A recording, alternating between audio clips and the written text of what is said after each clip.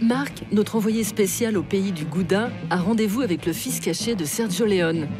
Comme le roi du western spaghetti dans les 60s, le réalisateur hollandais Martin Koolhoven explose un genre longtemps balisé par les Américains. Et comme l'italien, Martin ajoute dans son film Brimstone une sauce maison faite d'un pasteur cinglé façon Nuit du chasseur et de meurtres pervers sur fond de girl power. Un cocktail qu'on pourrait appeler Western Bitterballen, du nom de cette délicieuse spécialité batave à base de boulettes de viande. Hein? T'en penses quoi, Martin? Un western bitterballen? Ah ouais. Ouais, moi j'appelle ça plutôt du western hotspot. Mais tu sais pas ce que c'est le hotspot, pas vrai? C'est un truc typique avec des pommes de terre, des oignons et des carottes. Donc, du western hotspot. Mais j'aime bien l'expression western bitterballen. En tant que Hollandais, j'étais très conscient que je m'attaquais à un genre marqué par la culture américaine. Il fallait que j'apporte quelque chose de mon pays. Les Italiens faisaient des western spaghetti qui étaient très italiens. Alors moi, je me devais de faire quelque chose de très hollandais. Le calvinisme est très hollandais, et j'ai été élevé dans le protestantisme. Alors oui, on peut aussi appeler ça un western protestant.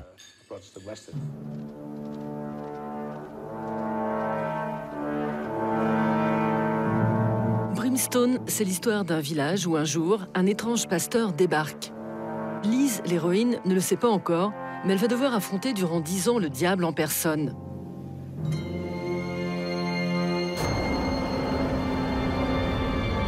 Some of you have strayed, haven't you? Dans cette sombre histoire de manipulation perverse, on retrouve un accessoire qui semble tout droit sorti d'un donjon sadomaso. Mais il ne faut jamais se fier aux apparences. Ce masque de fer est un pur produit du fanatisme religieux, inventé par un puritain qui trouvait sa femme trop bavarde.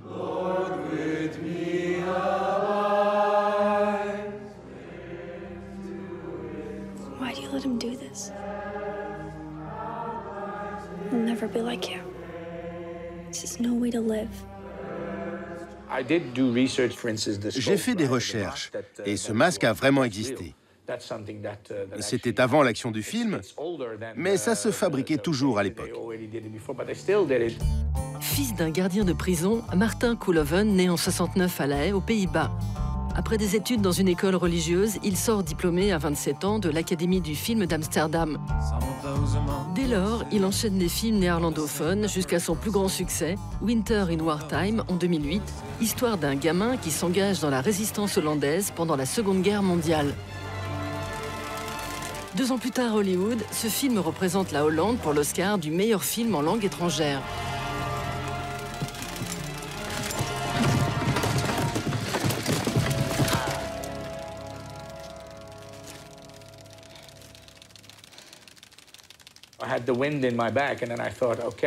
J'avais le vent en poupe, alors je me suis dit, bon, je dois réfléchir à ce que je veux faire.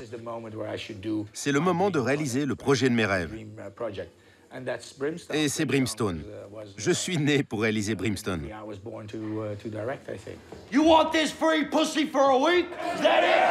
Dès ses premières projections publiques, Brimstone, premier film en anglais de Koolhoven, fait polémique.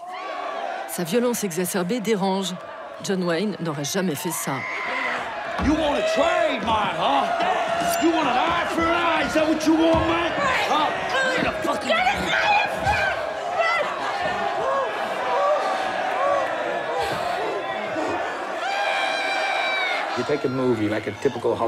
Dans un blockbuster hollywoodien classique, on montre la violence de façon beaucoup plus explicite que moi. Et les spectateurs rient. Moi, je montre la violence, le plus souvent indirectement, ou je montre une personne qui regarde cette violence. Et ça crée un malaise. Mais qu'est-ce qui est le plus moral? Pour moi, c'est la seconde option. On ne peut pas dire que je sois un sadique. What do people think? That God is well disposed towards you? Let me set things straight. Those who deserve it go to hell. I could tell you about hell, about its flames. Bien sûr, Colloven n'est pas le premier Hollandais violent. Son compatriote, Paul Verhoeven, le réalisateur de Total Recall, de Robocop ou de Basic Instinct, porte depuis près de 40 ans cette couronne d'infamie. Pour Martin, c'est plutôt un compliment. On est tous les deux très directs.